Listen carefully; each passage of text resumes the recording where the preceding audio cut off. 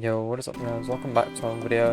I'm gonna play this game in the background while I'm basically talking about manga I really liked, and the manga was Monster. Now, I'm gonna get into spoilers. Before I get into spoilers, I just want to say that it's definitely it definitely deserves a top 10 of all time mangas in history, in my opinion. I haven't even seen the other ones that are really high up, but I just really enjoyed it and it made me really happy. Like, I think it was just so well written. There was so much peak there. There was so much to absorb, and there's so much story. The villains are great. The characters are great. You know, everything kind of mattered too. You know, they didn't need to have all the storylines. I think the story could have done without them. But I still think they added to the main plot. Like, I still enjoyed having those everything there. I think it just helped with the story, and it made me really appreciate. I think it was just so well written. But anyways, now I'm gonna actually get into spoilers and shit that I liked. But if you gotta go, I would not recommend listening to spoilers. This is one of the best ones of all time, in my opinion. But anyways, so I'm gonna get the spoilers. Now, I'm gonna be honest with you. Some of it was kind of confusing to me because I'm quite a stupid little guy myself. But I truly love Johan's character. He's actually just Oramaxing, and I think it's really well done. He's a nameless monster, and everything's really went well together. Also, no respect to Lunch, but I found it really funny how, I really liked how the manga made characters that you hate become characters that you love. I initially really hated Eva as a character, but I'm pretty sure that, obviously the manga writer wanted me to hate her. But at the end, I was hoping Tenma went back together with her. I'm not even kidding. She actually, the redemption arc is crazy, you know what I mean? It's actually just so good. And then, listen, I respected Lunge at the start, but when he was saying, Tenma's Johan, I was like, this guy's waffling out of his ass. And then near the end, I was like, oh my god, this guy's the GOAT. This guy's the GOAT. But seriously, I found some parts, really, it was just so good. I really like Grimmer's character. I'm a bit sad he died. And again, it's another flaw that I have with a lot of animes and mangas, or just media in general, where one of the characters just kind of fucking needlessly dies. I feel like if Tenma maybe patched up his wounds, he could have lived, but I think Tenma would have done that if he realized it was urgent, and he chose not to because he was like, yeah, this dude's cooked anyways. I think that's the reason why he didn't decide to help him out, which makes sense. I do see that being a really reasonable thing. But yeah.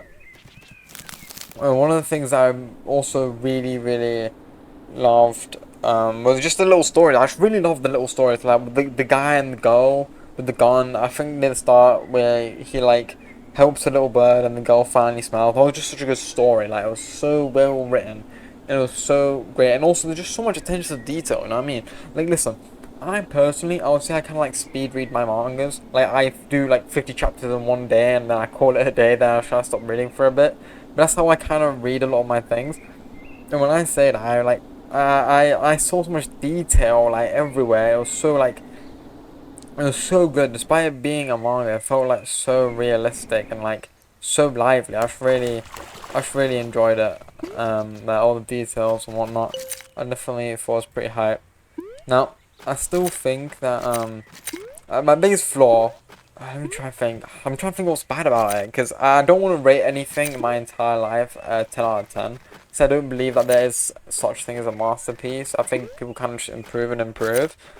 But I'm trying to think. What was some problems I had with it? I thought the ending was really good. I thought Johan. I thought the cyclical structure where the guy removes the bullet from his brain yet again, but this time to save him, knowing everything is done, and all the plot and all the lore. And then he saves him. That was really well done. I really love that.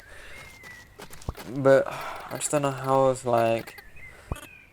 So yeah, but it's just so good. I really liked it, and I'll definitely say that it's just good. It's just really good. I really enjoyed it. I really like John's character. I really like Tenma. Obviously, he's the GOAT. He's the GOAT. But I really liked his character.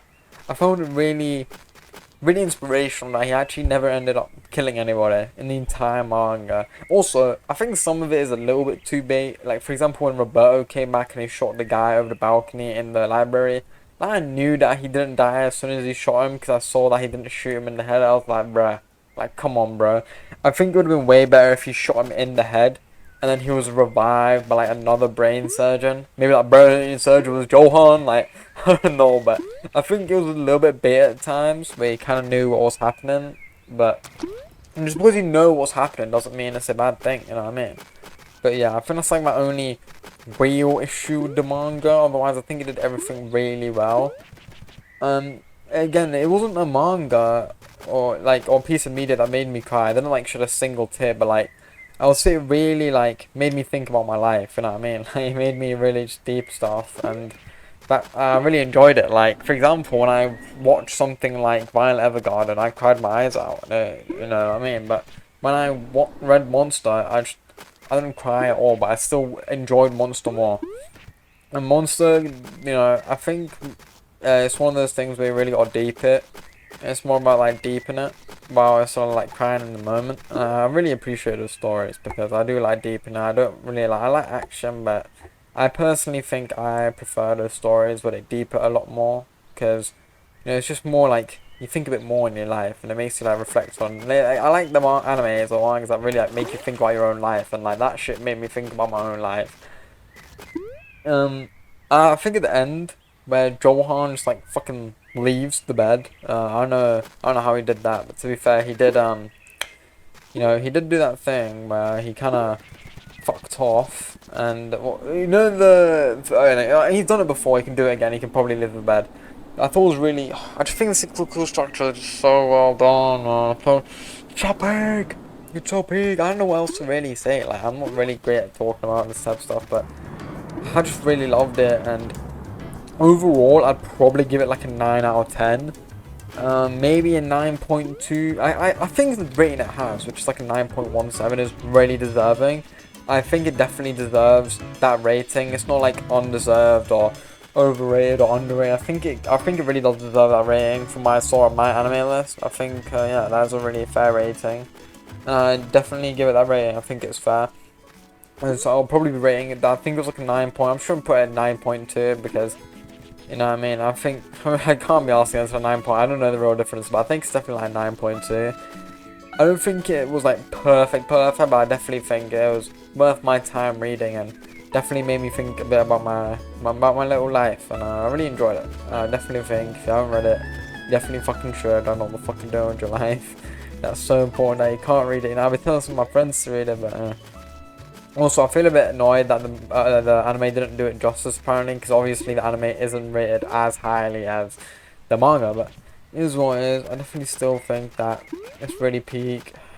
I remember when I tried to first, like, basically, what happened first to me was I tried to watch Monster, the anime, but I didn't like it, like, just didn't click with me. So what I ended up doing is I just quit, and that was like a year ago. And now that I've watched read the manga, I truly appreciate how peak it was and how much I loved it. I definitely say it's worth your time. If you haven't seen it or like watched it or read it, like you gotta do that. I don't know what you're doing with your life, you know what I mean? Just watch it or go play it, please. You know, it's worth. But yeah, it's gonna be it for this video. Monster is peak. It'll probably be that. That's probably the title of the video for real. I think that's very fitting for what it is. But yeah, I'll see you all in the next one. And bye.